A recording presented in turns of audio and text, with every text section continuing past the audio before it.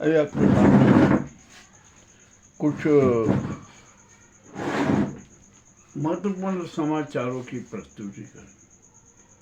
बांकीपुर उपचुनाव में 41% मतदान हुआ। ठीक है, वहाँ की जनता कम मतदान में विश्वास। मध्य प्रदेश के दतिया में 71.8% यानी 72% मतदान हुआ। वहाँ भी बड़ा विचित्र खेल आ रहा है। गुजरात के उपचुनाव में मात्र 34-36% हुआ और ये शायद हो सकता है बढ़कर 38 या 40 तक हो जाए। इसका मतलब ये कि अब जनता का मतदान में विश्वास नहीं रहा। चलिए ठीक है, जो भी हो रहा है क्या किया जाए। अब मध्य प्रदेश में किसान सड़कों पर उतरे हुए थे। मूंग आंदोलन को लेकर सरकार ने किसानों को आंदोलन को रोकने का खूब प्रयास किया। सरकार असफल रही और अंत में उसे किसानों की बात मानना ही पड़ी। अब मूंग का एमएसपी मूल्य क्या होगा, अब इसके बारे में विवरण आना बाकी शेष है। खैर, जो भी हो सब कुछ होगा। अब संसद से सड़क तक हंगामा मचा हुआ है। गांव की पगडंडी तक जनता में आक्रोश है। अब तो बच्चे भी सड़कों पर उतर आए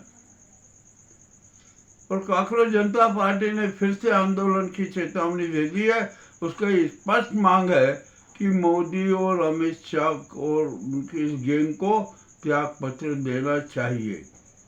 देना ही पड़ेगा, अब चाहे कुछ भी हो, कोई बच नहीं सकते। बहुत ही विचित्र हालत हो गई और ये लोग तो इतने बेशर्म हैं कि जनता हर तरफ से धिक्कार रही है कि हर तरफ से फंस चुके हैं, कोई रास्ता नहीं मिल रहा है और फिर भी झूठ बोल रहे हैं। और अब तो क्या बताएं, शर्म शब्द हमने सबने सुन रखा है ना। वो इनको तो शर्म नहीं आ रही है अपने कुकृत्यों पर, तो शर्म शब्द को अब तो शर्म आने लगी है कि अरे मेरा नाम पे क्यों लिखा गया, क्यों ये शर्म की बात कह रहे हैं। ठीक है भैया, अब क्या किया जाए। और अब तो हमारे देश में बड़ी विचित्र हालत हो गई है। इंसान ही नहीं रहा, क्या किया जाए। हमने सब कुछ छोड़ दिया, हम अपने आप से भी दूर हो गए। अब क्या करेंगे। कैसा भारत बना रहे हैं, नया भारत बना रहे हैं, ये भी अपने आप में बड़ी विचित्र बात होगी। देश की जनता बेहद परेशान है, महंगाई की मार से त्रस्त है, परंतु किसी को कुछ असर नहीं हो रहा। अब होगा भी क्यों, क्योंकि उनका तो पेट भरा रहता है कमीशन से। उनके यहाँ तो नोटों की बिस्तर लगे हुए रहते हैं और भी जाने क्या क्या होता है। ये नेताजी जो चलते हैं ना, ये तो इनके जिस सूट को उसको लेकर चलते हैं वो भी नोटों से भरा हुआ होता है। तो इनको किसी को जनता की परवाह क्यों हो, नहीं होगी ना। क्या किया जाए। लेकिन राष्ट्रपति महोदय के प्रति देश की 147 करोड़ जनता समर्पित है, उनका सम्मान करती है। किंतु राष्ट्रपति मुर्मू जी के बारे में बड़ी विचित्र बात हो।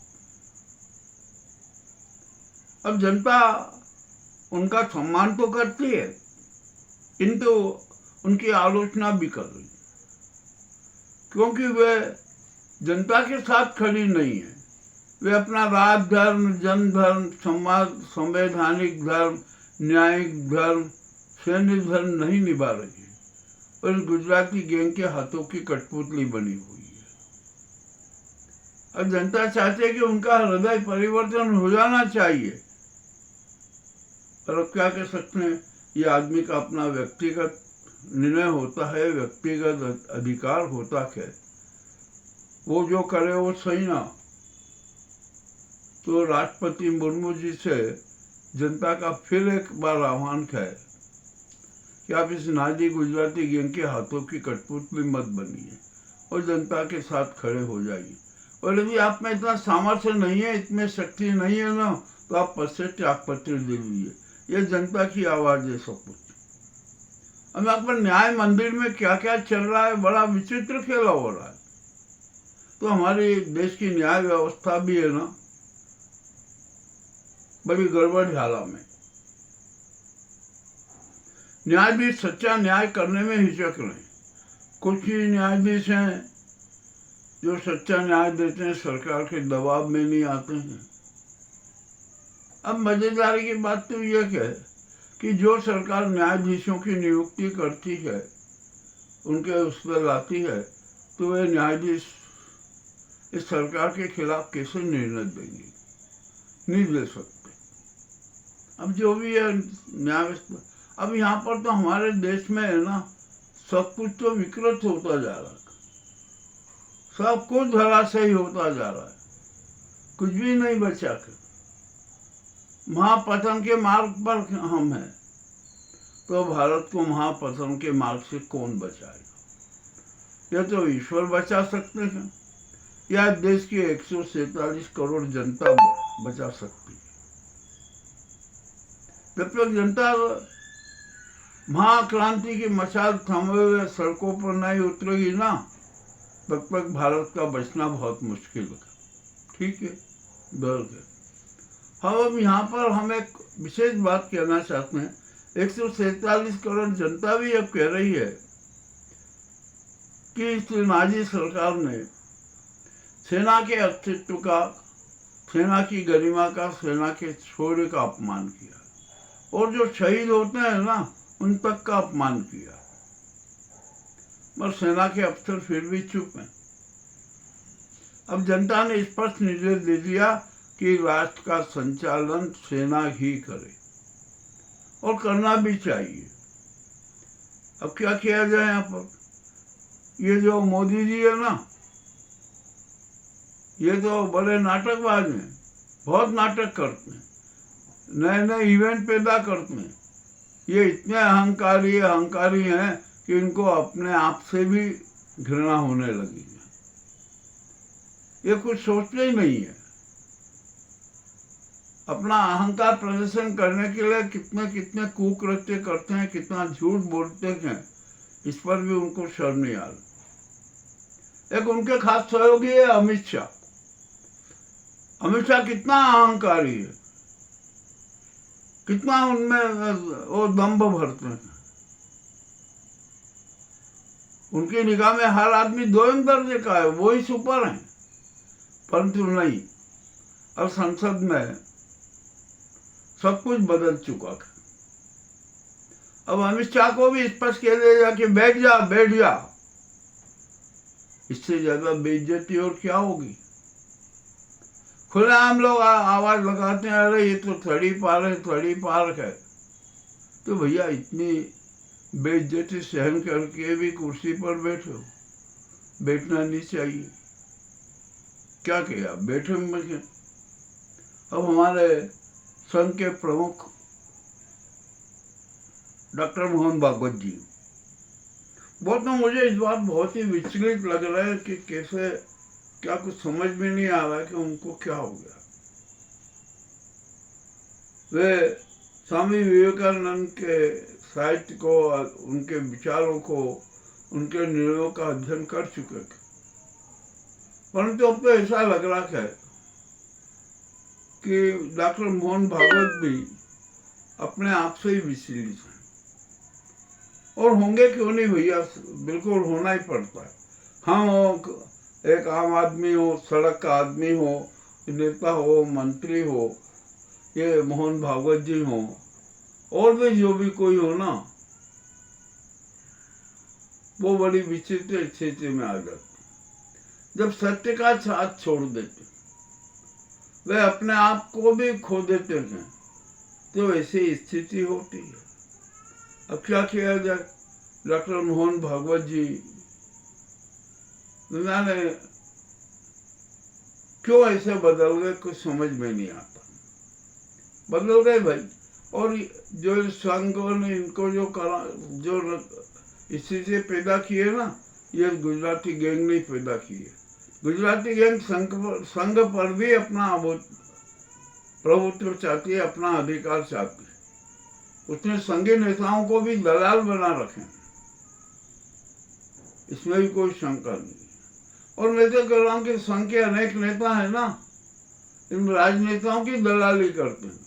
अरे भैया, टिकट दिलाओ तो संघीय नेता आगे आ जाते हैं, मंत्री बनाओ तो संघीय नेता आगे आ जाते हैं। और इस प्रकार संघ है ना, जो राजनीति का कैसे शोषण करता है, इससे ये स्पष्ट होता है। अब संघ के पास में खरबों की चल अचल संपत्ति वो कहां से आ गई? क्या विदेशों से माल मिल गया, या यहीं के शहरों से ही धन संग्रह हो गया? ये भी अपने आप में बड़ी विचित्र बात। मोहन भागवत ने आस्तीन में बहुत सांप पाले, अब वही सांप मोहन भागवत को डस रहा और डसते ही रहेंगे।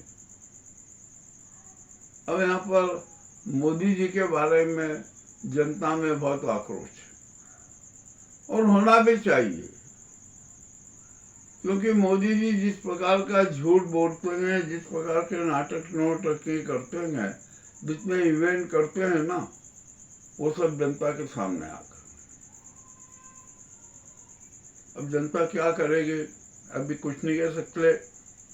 मोदी जी कब त्याग पत्र देंगे ये भी कुछ कह नहीं सकते। किंतु वहां ये हो गया कि उनको अब पद छोड़ना चाहिए। इतनी बेशर्मी से प्रधानमंत्री पद पर नहीं बैठना चाहिए। अब बैठे हुए क्या करें भैया? मामला तो बड़ा गंभीर हो गया। ठीक है, अब करते। अरे अब हमारे यहाँ पर भगवादारियों की भी बड़ी शामत हो रही है। उज्जैन में कोई महामंडलेश्वर है ज्ञानदास करके, वो इतने रसिया टाइप के रहे कि उन्होंने एक लेडीज से संपर्क कर लिया, उसके साथ यात्राएं कर ली। क्या लेडीज ने यात्रा करवाई या संत ज्ञानदास जी ने यात्रा करवाई, ये अब बातें अंदर की है, अपन छोड़ दे। अब हुआ क्या कि जो संत है ना, महामंडलेश्वर गए, ज्ञानदास बोले फंस गए। इतने बोले फंस गए कि हद से ज्यादा, और महिला ने उनके सारे राज खोल दिए। महामंडलेश्वर क्या बोले पता है आपको? कि अरे इस औरत ने ये मामला जो बताया ना, वो तो ठीक है,